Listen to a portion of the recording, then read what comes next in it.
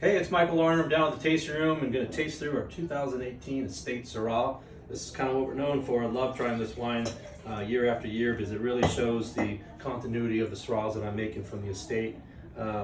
18, nice warm vintage, so we usually see a lot more red fruit expression. Definitely see that in this wine, between the reds and the blue fruits in here.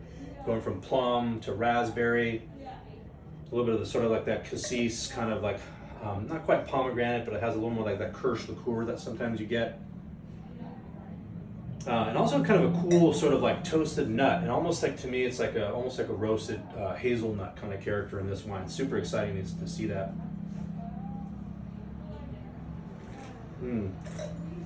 Beautiful pepper spices in there, sort of a medley of crushed pepper, almost like with a dusting of chocolate on top of that. Sounds kind of weird, but when you try it, it's really good.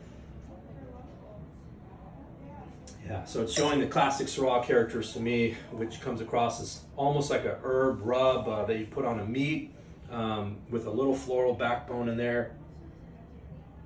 And this particular vintage in 2018, when we go into warmer years, I usually bump up the new oak percentage. So we bring in a little more American oak and a little more French new oak to come in there, just kind of bring in the tannins. But sometimes in the hot vintages, I worry about that heat kind of taking the tannin out.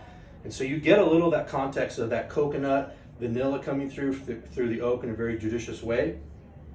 But it's beautifully framing that palate, and really makes that tannin really sort of smooth and sort of, not linear or angular, just has this really nice richness in the mouth. So again, we aged this 2 years, and this particular vintage, we're looking closer to 50%. I think it's like a 40, something like 42, 43% new oak, a combination of American and French in there. No stem inclusion. This Syrah usually is almost always stem inclusion free. That's the process of doing the whole cluster fermentation of the stems, go in there and build up some tannin.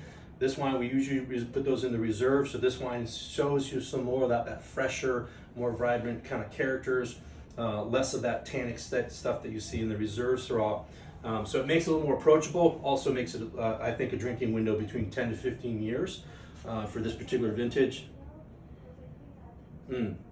And now it's coming through with a nice sort of like, almost like a chocolate syrup sauce coming in the back end of the palate there. So really enjoying this wine.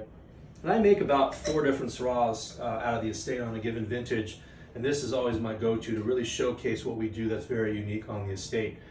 Bringing Syrah in a New World style, New World plantings, but also my, previous training being a winemaker that had made wine in France and Italy. So bringing in some old world techniques in the winemaking really sort of, I think, makes a synergy where I can bring in fresher, more vibrant fruit, but still have a really nice velvet palate that you get in European wines.